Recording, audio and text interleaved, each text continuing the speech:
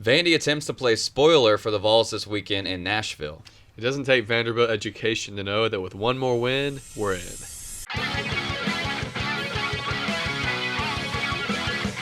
Welcome to the PCS Volcast. I'm Shea. This is Jace. We cover the SEC and everything Vols, so subscribe for more, and if you enjoy the video, please give us a like.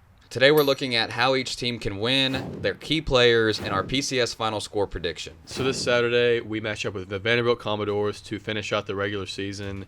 The game's at 12 p.m. Eastern, another midday game. It's at First Bank Stadium in Nashville, Tennessee, and right now the line is at Vandy plus 11.5. Some information on Vandy. They're 6-5 this year under head coach Clark Lee, which is a really, really good season for them. Yeah. Thinking about where they've been at recently. They're 3-4 in the SEC, which doesn't sound great, but again, they've had seasons recently with 0 SEC wins, so that's good. And that record puts them at 12th in the SEC. Vandy currently is on a 2-game losing skid they lost pretty big against South Carolina, and they just lost this past week in LSU. Their SEC wins this season consist of Kentucky, Alabama, and Auburn. Obviously, the Alabama game was pretty historic for them when Alabama was number 1 in the country. For some of Vandy's player info, Vanderbilt's identity starts and ends with their quarterback, number 2, Diego Pavia. He's been a legitimate superstar this season, and he leads all SEC quarterbacks in yards and attempts. 16-3 touchdown interception ratio is really impressive considering some of the defenses they've played this season. He's very safe and efficient with the ball, when the ball's in his hands. He's the least sacked quarterback as well, which is surprising because he's a runner. Usually you'd think he'd back himself in a hole. Right. But for all QBs that have started at least 75% of games this year, he is the least sacked quarterback. Also, for Vandy, Eli Stowers is their number 1 weapon. He is their tight end, and I believe Diego Pavia's roommate. They both came from New Mexico State last year. He leads all SEC tight ends in receiving yards, and he's Vandy's receiving leader in pretty much every single category. That's yards, receptions, touchdowns, anything you can imagine. Looking at Vanderbilt defensively, that's where they're really weak. That's where they've lost, 4 games in the SEC. They're horrible against the pass, and they're pretty, below average against the run. They don't generate many turnovers, but when they do, they're timely. Yeah, honestly, we especially see this with batted down passes. Like Vandy is probably leading the SEC in batted down passes at the line of scrimmage, which is very surprising and also just extremely efficient for them. Yeah, their defense has been just good enough to pull out some of these big games or stay close with teams like Texas and whatnot. But that's, obviously where you can take advantage of them. Looking at some general information and some stakes for both of these teams, if Tennessee wins, they're in the playoffs. Enough happened this week where teams lost and Tennessee is now comfortably in that playoff conversation. And with Vandy, they're already bowl eligible, which is something that people didn't think they'd say going into the last game of the season. Right. Usually on a good year, this is their bowl eligibility game. I think that was the case last year, maybe the year before. They're already bowl eligible, 6-5 right now, and they're looking to cap off a historic regular season with a win against their biggest rival. Okay, so let's jump in and see how each team can win. Starting with Tennessee, the first thing I said was efficient drives, no misses, and no drops. So I'm talking to Nico and our receivers. This is something I never really thought I'd be harping on in the offseason coming into the season. I just thought, for some reason, I didn't really think that Nico would have so many overthrows. Yep. I thought he'd be the opposite of Joe Overthrow Milton. I've been wrong. The difference is Nico can clean it up, and he's shown that he's cleaned it up in certain games. Now, last week against UTEP, kind of all went out the window in that first quarter. Right. But we saw improvement in that game, and I'm hoping that improvement lasts till this game and that we don't have to see any improvement, that he just kind of comes out hitting his targets, and when his targets get hit, that they catch it. Yes. That is most important to me.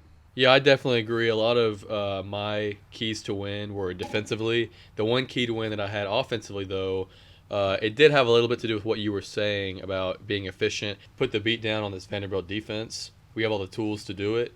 And I think the deep shots will be there. But, I'm more concerned with the consistent options, right?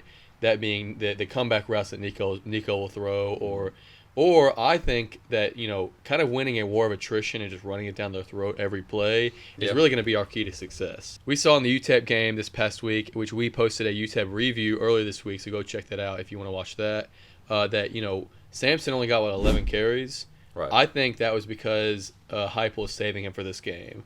I think he knows that, although the Vandy, outside corners and just their pass defense in general is bad, running is always the key to win, and this is the most important game of the season as it pertains to playoffs. So having your best player healthy and setting up those deep shots with Sampson is going to be paramount in this game. Yeah, and funny enough, my second how Tennessee can win is no first quarter fumbles, and I'm talking about Sampson. So we didn't see one. I don't think we've seen one in the past 2 games, but he had 3 in a row at one point. And really, this just means no first quarter turnovers. It's just like more likely to be a fumble, just based off experience. But I think we can afford one in the second, third, or fourth, but the first quarter specifically, I need us to play really solid football just to the point where we're still feeling confident in ourselves. Vandy really harps on confidence and momentum, and when they get that, they keep it. Yep. That's what we've seen when they win against Bama and Auburn and almost beat Texas. So really minimize any nasty looking plays. Like you said, the comeback routes. Don't miss those, please. The screens, outs, the anything ends. easy. Yeah, just kind of clean football. It doesn't have to be super pretty, but Yes. just don't make it ugly. Yeah, Vandy's going to be amped up this game, and Diego Pavia is one of the best generators and carriers of momentum, honestly, in the country. Mm-hmm. He is just like a little fireball out there running around, torching people up. I mean, he's exciting to watch. Out of any player in the country, he's exciting to watch. And he might be, I don't know, the second best player we played against this season, or third best, something like that, quarterback. Yeah, that's why it's so, terrifying that this is the last team we're playing, and they're our rivals. Yep. This is the first year that Tennessee's been Pavia's rival, but I'm sure it's fueling him. So thirdly, for Tennessee, I want to see more running back screens. We haven't really seen that all season, and we saw it like one time this Saturday, and I saw that and I was like, I want more of that. Give it to Sampson. Let him break the tackles in open space, because I feel like he runs it up the middle so often that we just hardly ever see him actually get space to create and make a play. Yep. So, and this just, ties in with Heupel's play calling in general.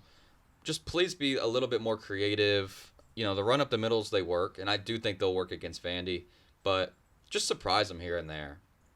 And a screen on 3rd and 5 is not surprising anyone, Heupel.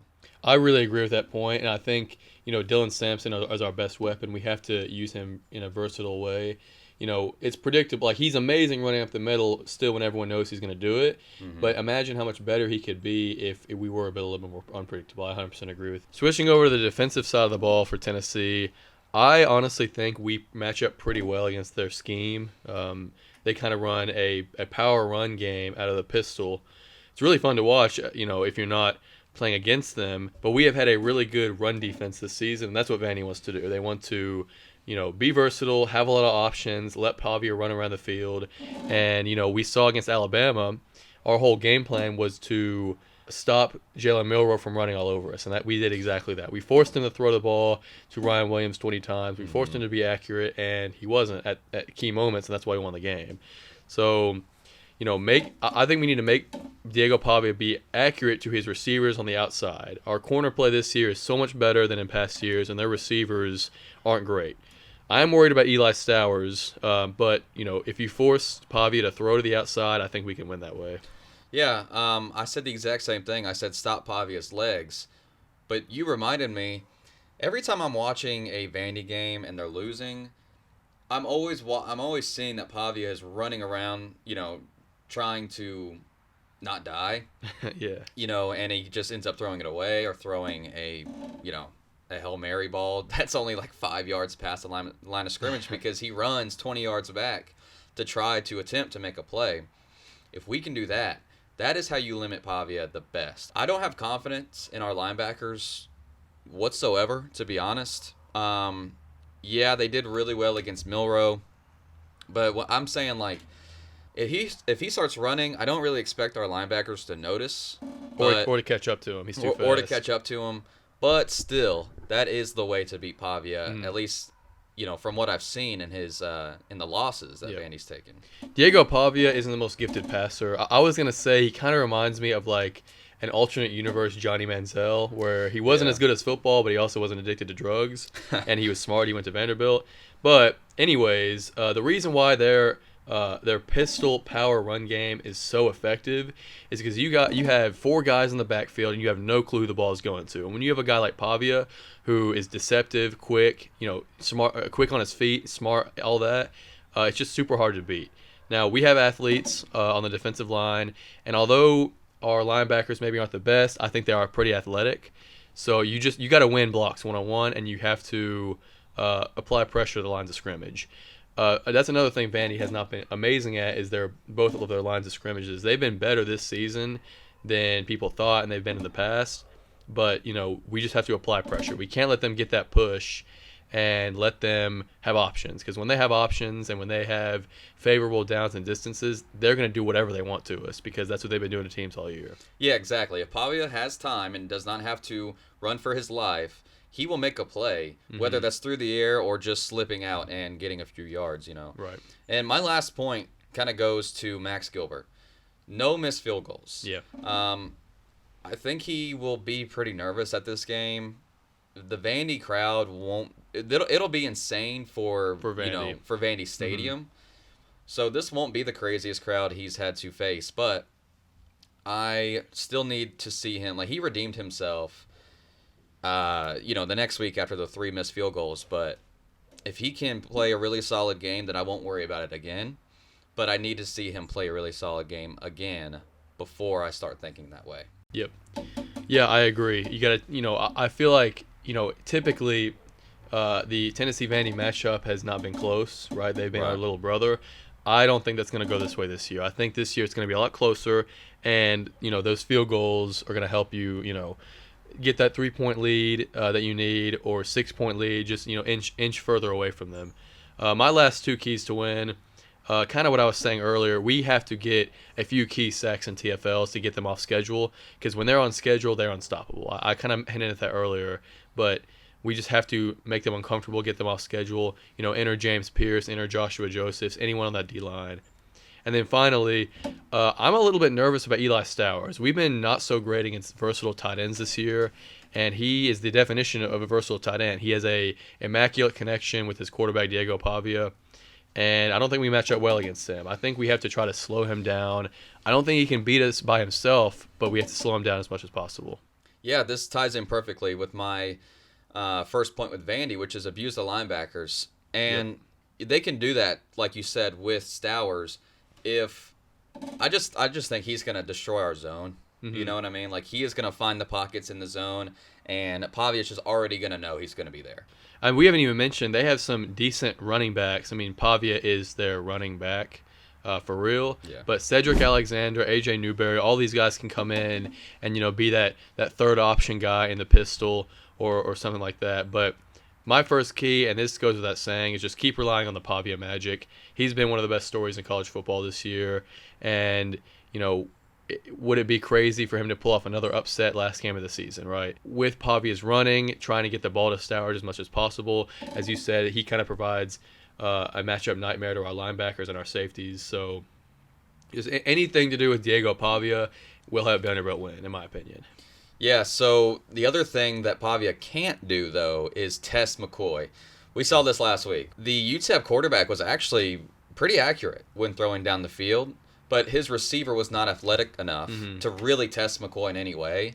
And I think Vandy's receivers are on that same level. Yeah. So I think we can be confident in the fact that we will be able to defend the Hail Mary, just the deep ball in general, with McCoy and Gilbert on the other side of him, too. I feel pretty good about both of them. Yep. I mean, we've talked about Eli Stowers a bunch. Junior Sherrill and Quincy Skinner Jr. are 2 other guys they have on the outside who are okay, but I think we've seen better receivers this year personally. I said maintain pace with the sticks. This was kind of a key to win for Tennessee, is to limit that, but Vandy is one of the best teams in the entire country. I think they were 8th last time I checked in their third down conversion rate. And it's because when they get in that 3rd and 4, 3rd and 3, 3rd and manageable, their offense is so versatile. You have no clue what they're going to do, and if you do and you think Pavia's going to run it, he's just going to run right by you.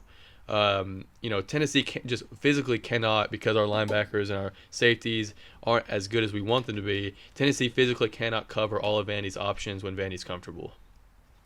Yeah, you can kind of say the same thing with when you're looking at Nico. So Vandy needs to make sure that Nico feels uncomfortable at all times, because when he is uncomfortable, he does have a pretty hard time getting to that third read.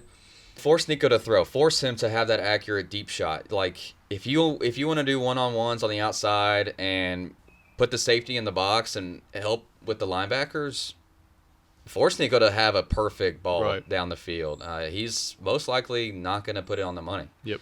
So, and this kind of goes in with my fourth point as well, which is just get pressure on Nico. You get pressure on him, he's going to have a hard time throwing. In general, we've seen him. He's been able to scramble. He doesn't look super quick. He's got that Derrick Henry effect on TV where he might be going 100 miles per hour, but it looks like 15. Yeah. You know? But yeah, just force him to throw and get pressure on him. Nico's a lot shiftier, I think, than like that's his biggest skill as a runner. He can change direction. Yeah. Really good for a guy who's 6'6". Yeah, surprisingly. But you were talking about Nico. He has been easily rattled in, pressurized and away games this season, and this one is both. Everyone knows what the implications mean. If we lose this game, we're out. If we win it, we're in. Couldn't get any more simple. And Nico has been not the best in those situations, although he's been better as of late. I think we should give him a little bit of credit in that regard. Yeah. But yeah, do as much as you can to confuse him and rattle him, because this Vanderbilt defense is comparable to Mississippi State, where we put up 34 points in that game. So you have to get pressure when Nico doesn't expect it, and the bottom line is you kind of just have to win the lines of scrimmage in this game. We clearly had the advantage in that department, and you just have to get some push. I've said Vandy is going to be amped up this game. It's a home game. They're an underdog, a home dog. It's a rivalry game.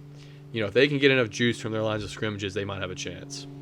So my last point for Vandy is just that I believe Pavia will be able to get them down the field, get them into the red zone. They got to take their points. We saw Ole Miss and Lane Kiffin just abuse their analytics book, and it got them a loss in the swamp. You know what I mean? Very true. So don't be like Lane Kiffin.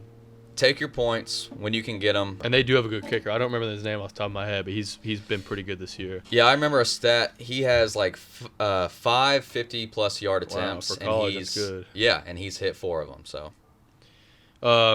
I actually disagree with you on this point. I think that Vanderbilt needs to be risky. When you're a favorite, I think you should maybe take your points in a harsh environment like the swamp. But since Vandy's defense is so bad, I mean, I expect to put up at least 25 points against Vandy, which is it's kind of sad that we're saying that it should be 40, but this season's been different. Vanderbilt has been really good at ball security this year, so it's unlikely they're going to throw away possessions. So if you think about it, you have an extra possession or two from other teams because you don't turn it over. Go for it on 4th down on one of those, or don't take the field goal. Maybe try to get a touchdown. If I'm Clark Lee and Diego Pavia tells me to go for it on 4th and 3, I'm listening to him, because I think he's been good at that all year. No, that's a good point. I do really think that Vandy's been they've been on a skid. They've been playing not so great ball recently, so I think they're going to need to convert some of these 4th downs to win this game. Yeah, I think South Carolina held them to 7, and then LSU this past weekend held them to 17. Mm-hmm. I think if we get anywhere near 7 or 17, we win this game. And so let's take a look at the key players. Mm-hmm. So Nico is my first key player. Of course. Basically, just just play average ball. Don't be a hero. You don't have to do anything super crazy. You got a good running back next to you. You got a good O-line. Yep. Your receivers are going to help you out. Heupel's going to help you out with his a billion screens. So just stay calm. Don't do too much. And just please don't overthrow anybody. Yeah. Unlike Pavia, as you said, you don't need to be a hero to win the game. I agree with you. I think that the foremost game plan this week needs to be Dylan Sampson, and then complementary to Dylan Sampson, just Nico needs to be consistent. Yeah. As we said it literally every game this season, and you said it today. He just needs to hit the open guys. I mean, there's really not much else that we need to be asking of him. Mm-hmm. It's crazy because we've seen him make these hero plays, these 5-star plays throughout the season, and then he's overthrown Thornton 5 yards for a touchdown or something like that. Yeah. So He just needs to be consistent because this is not going to be a tough test defensively. The tough part of this game is going to be on our defense, not our offense. Right. Speaking of defense, the defensive line and our linebackers need to step up in this game. They need to play some hero ball. You know, James Pierce got 2 sacks, maybe 2.5 last week against UTEP. Do the same thing here. You know, the Vandy O-line should not be stronger than us. They shouldn't be more physical. They might have more heart if that's what Diego Pavia brings, but we just got to go out there and be the more athletic team. I agree. And that starts with the D-line and the linebackers. And going kind of off of linebackers, just any block shedders attacking their running game is really what I said. It can be pretty potent when run correctly. Swarm to the ball, especially when Pavia has it. I expect to see a lot of QB contain and, you know, some maybe spying. We saw some James Pierce spying against Alabama. That was pretty interesting. I don't know if we'll do that this week, though. But that goes to my second point. Anyone who's spying or guarding Stowers, those 2 players are the most important players on the field. Yes. Defensively. I completely agree with that. Because those are their X factors. So if we can limit them, I feel confident we're going to win the game. Yeah, I honestly don't want to see Pierce spy. I mean, maybe if it's a disguised spy, but we saw that against Arkansas too. And I don't know. It was like, really, I'd rather see him get some pressure. Yeah, and the one thing I'll say to that is we've seen teams run away from James Pierce a lot this year. So theoretically, if you put him in the middle of the field, you can't really run away to him because Pierce can see the whole field. But I agree with you. I think in this game, Pierce is such an athlete that he can swim over a block or two to get to, you know, their third option all the way on the other side of the field. So we've been saying this every week, but I expect Pierce to have a big game.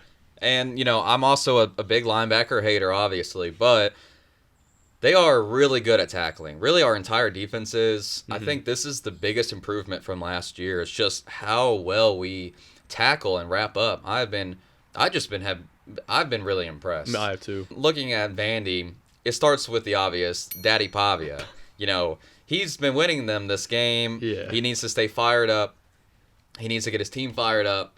And he needs to not have too many mistakes. Okay, If he has a few good drives, I think we're in for a close game. He is one of the only players in the SEC I think that can single-handedly win you games. Like legitimately, he is so good. He's so fun to watch, and I obviously have the same thing. Anyone who has any interest in this game has Pavia as one of their key players. His ability to run, his ability to get the ball to Stowers, his ability to be deceptive. Everything that we've been talking about. And, of course, I also said Eli Stowers as well. We don't match up well against tight ends. So, yeah, I mean, there's Pavia and Stowers seem like the perfect duo to beat us. I don't think their scheme is the perfect scheme to beat us, though. And secondly, the secondary for Vandy have been pretty bad. You know, really bad, honestly. They would be the worst if it weren't for Mississippi State. And Tennessee has playmakers. You know, you really got to be able to stop them. You got to get in the way. You got to read that screen before it happens. And to be honest, most teams have been able to do that. Right. I mean, even UTEP was able to do that. Yep. Yeah. So I'm sure they'll be able to get there, but can they tackle? Are they big enough? They're definitely smart enough. But, you know, just can they be athletes in this game? Can they keep up with Thornton? Can they keep up with Brazel? And they probably can't. But that won't matter if Nico overthrows them. Yep. And as you were saying, it won't matter if they drop it too, if our receivers drop it. Yeah, sure. Our receivers are super athletic. They are playmakers, but you can't make plays if you don't catch the ball, right? So that's why I did not have their secondary, because either they're going to get toasted and we're going to go up by 1,000,000, or we're going to overthrow and drop the ball. I don't really know if their secondary is going to have a lot to do with our success because of how bad they are or how bad we are, either way. The one that I did have was both of Vandy's lines of scrimmage. As I said, they must get push against a superiorly athletic lines of scrimmage on both sides to win this game. Our pass rush, and just our defense is too hungry. And I think our O-line is really looking to close out the season good, to clinch that playoff spot. Yeah, so obviously we know a lot about this game. We got our key players, how each team can win. It's time to predict the game.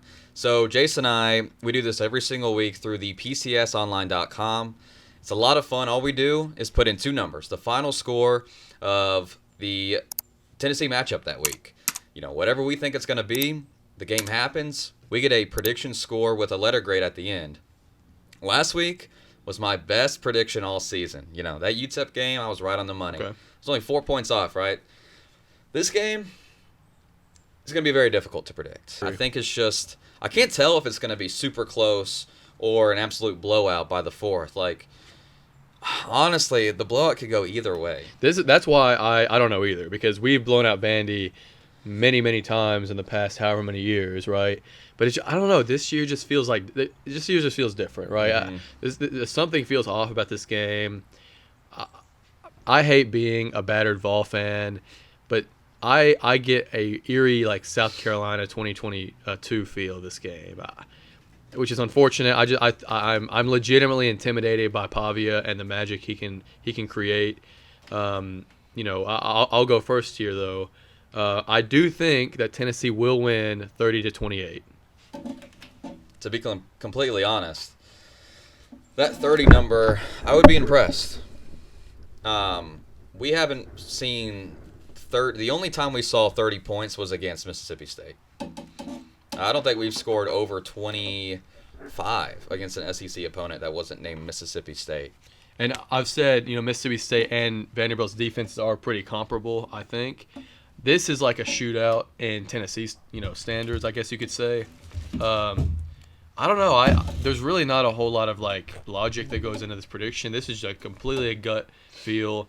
I just feel like Nico is going to be good.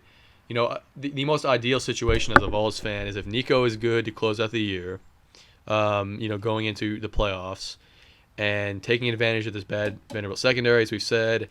Sampson has a good game. I just feel like everyone offensively will kind of show out a little bit, but I think Pavia is just going to keep it close. We have seen, as I said at the very beginning of the episode, Vanderbilt keep almost every single game of their season close, and I don't think this will be any different against their biggest rival.